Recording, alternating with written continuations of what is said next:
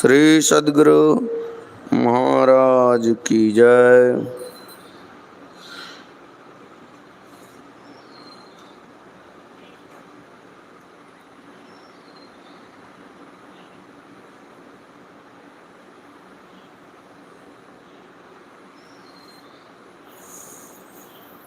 सद्गुरु महाराज का अमृतोपदेश महर्षि में ही सत्संग सुधा सागर से प्रवचन संख्या 66 शीर्षक चित्त वृत्ति का निरोध करना योग है।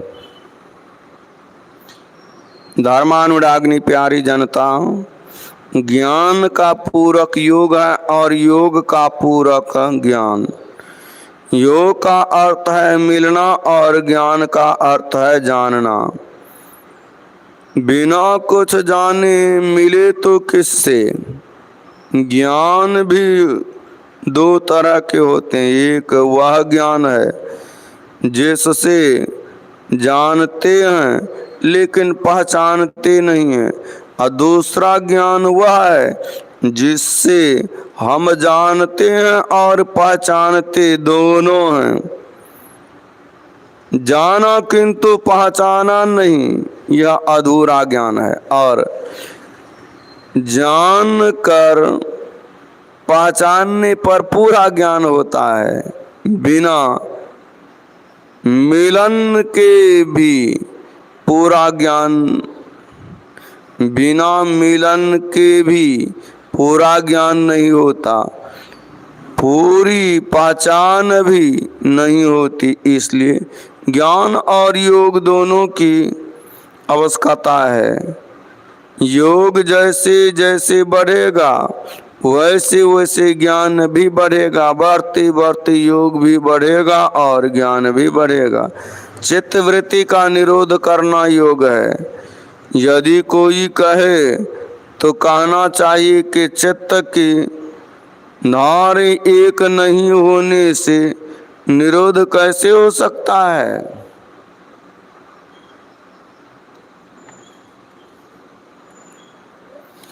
चित्त वृत्ति के एकत्र होने से ही निरोध होगा। तब प्रश्न होगा कि ज्ञान और योग तो हुआ लेकिन भक्ति तो नहीं हुई। तो कहो कि भक्ति का अर्थ है सेवा। प्रणाम करना भी सेवा है। प्रणाम करने से आदर होता है। आदर होने से उसके दिल में प्रसन्नता होती है। यह जीवित प्राणी के लिए है, और जो जीवित प्राणी नहीं है उसके लिए क्या सेवा है। जैसे औषधि सेवन है, औषधि को खा जाते हैं, शरीर में लगाते हैं अथवा सूंघते हैं, यह भी सेवा है। जिससे जैसा काम लेना चाहिए वैसा लेना सेवा है। जैसे गंगा सेवन, गंगा में स्नान करते हैं, वायु में टहलते हैं, गंगा का जल पीते हैं। गंगा जल जड़ पदार्थ है। जड़ ज्ञानहीन पदार्थ को कहते हैं। जैसे यह कागज का फूल है, इसको ज्ञान नहीं है, यह जड़ है। यह शरीर भी जड़ है किंतु इसमें चेतन है।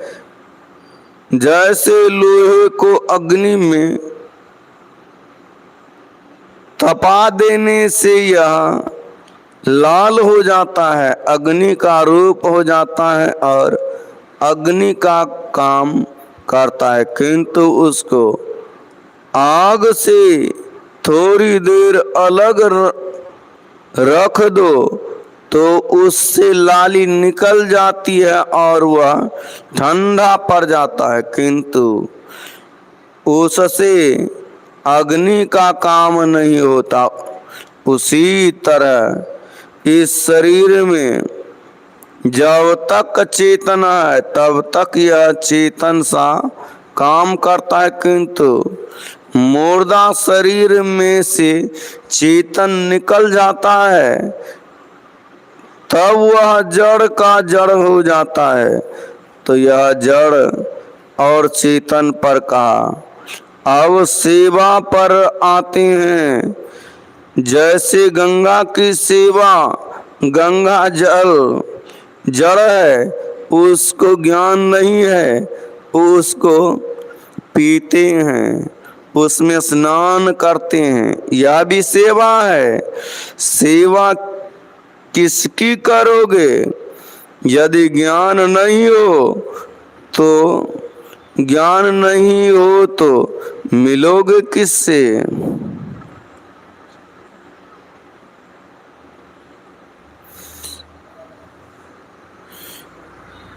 यदि ज्ञान नहीं हो, अज्ञान नहीं हो तो मिलोगे किससे?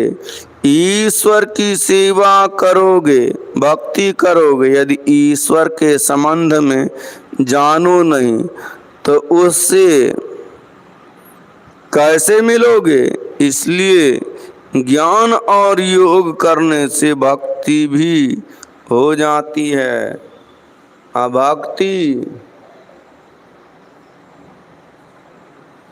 या सेवा हो, सेवा को लोग इस तरह समझते हैं कि शिव, राम, कृष्ण, देवी आदि किसी की मूर्ति को बनाकर पूजना भक्ति या सेवा है।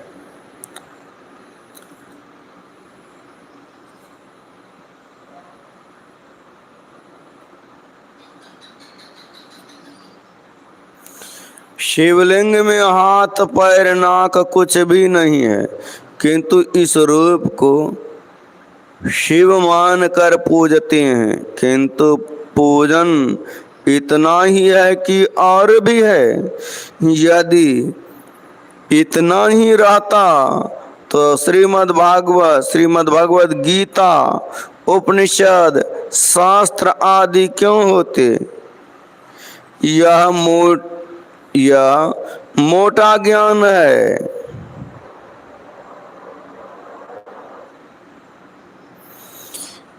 यह मोटा ज्ञान उसके लिए है जो पहले से कुछ नहीं जानता। यह ईश्वरकृत शरीर भी जड़ है। एक पत्थर लो और अपनी देह देखो, दोनों में गोल किसका विशेष है? दोनों ईश्वर कृत हैं। शरीर की इज्जत पत्थर से विशेष है। हीरा, लाल, मोती आदि भी मनुष्य से कम नहीं है, फिर भी मनुष्य देह जड़ है।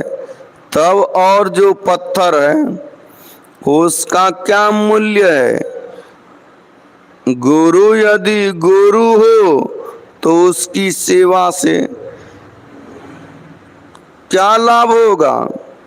ईश्वर को जानना है तो यदि इतना ही जाने कि शालिग्राम ही ईश्वर है तो इतने से काम नहीं चलेगा। यदि गुरु को ही ईश्वर मानो, जैसा तुलसी कृत रामायण में है, बंदा गुरुपद कंज कृपा सिंधु नरडोपारी, महामोह तम पुंज जासु बचन रवि कर्णिकर। वाल्मीकि जी ने भी श्री राम से कहा था, तुम ते अधिक गुरु ही जिय जानी, सकल भाय से वही सन्मानी। ईश्वर सब में है इसलिए कि ईश्वर सबसे पहले का है। सबके पहले कुछ नहीं था, खुदा खुद या स्वयं आया। इसी का जोड़ा हम लोगों के यहाँ स्वयंभू शब्द है, किंतु यह शब्द भी कमजोर है जो पहले से है वह छोटा नहीं हो सकता, या बड़ा भी हो तो परिणाम सहित आदि अंत सहित सारे, चाहे करोड़ों योजन लंबा चौड़ा हो, अनादि अनंत से छोटा ही है। यदि कहा जाए कि सबसे पहले का सीमा वाला पदार्थ था, तो प्रश्न होगा कि उसकी सीमा के पार में क्या था। सीमा वाला ज्ञान लेने पर ईश्वर सबसे पहले का सिद्ध नहीं होता है। गोस्वामी तुलसीदास जी ने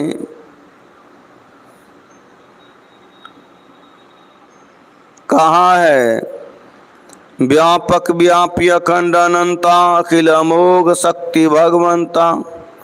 जो पहले का होगा उसकी सीमा नहीं होगी और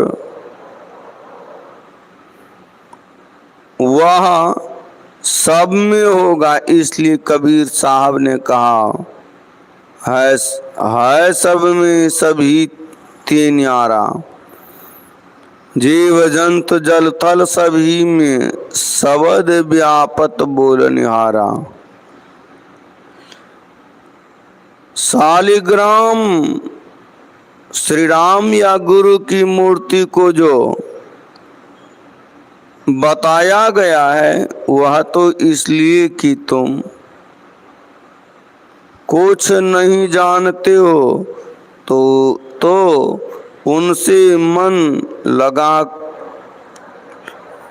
मन लगाने के लिए जताया। यदि कहो कि ईश्वर से मिलकर क्या होगा, तो देखो यहाँ पर आराम नहीं है, बेचैनी लगी रहती है।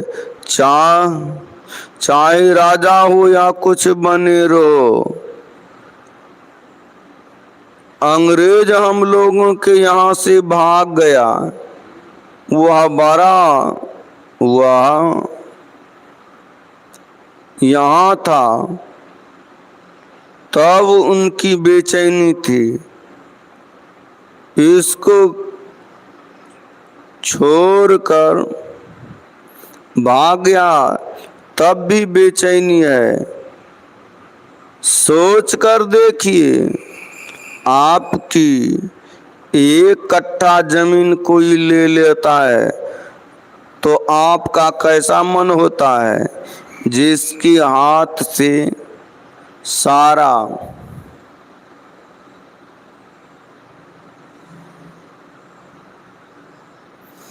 भारतवर्ष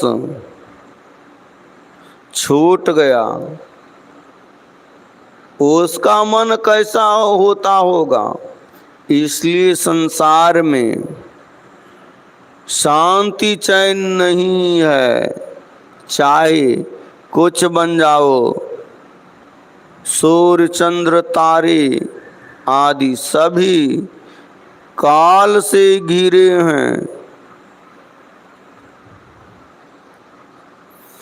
देश काल के अंदर रहोगे तो बेचैनी से घिरे हैं। देश काल के अंदर रहोगे तो बेचैनी में और दुख में रहोगे। इंद्र ब्रह्मा शिव आदि सबके सब बेचैन रहते हैं। इसलिए देश ज्ञान से जो परे है उससे मिलो, यही योग है। इसी योग कोशिका, इसी योग का अर्थ भक्ति है। परमात्मा से मिलने के लिए कोशिश करो, यही भक्ति है। मोटी बातों से भक्ति का आरंभ है। अब भक्ति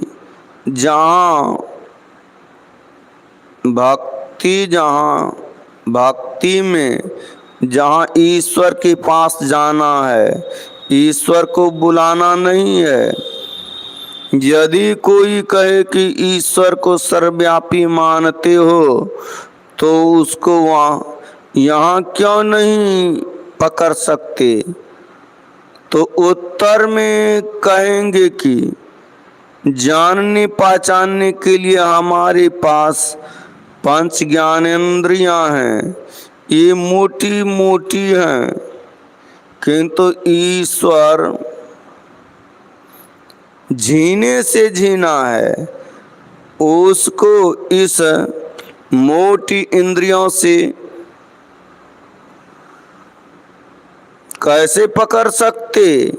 इसलिए यहाँ वहाँ जाना है जहाँ सब शरीरों और सुख इंद्रियों से छूट जाए, तब ईश्वर दर्शन होगा।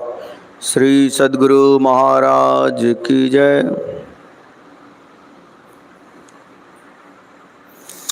यह प्रवचन नेपाल राज्य अंतर्गत मोरंग जिला के ग्राम राजाबासा में स्वर्गीय तेज बहादुर जी के निवास स्थल पर दिनांक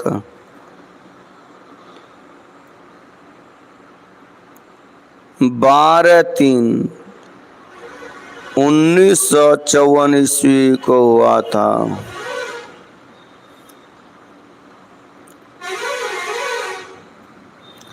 श्री सद्गुरु महाराज की जय।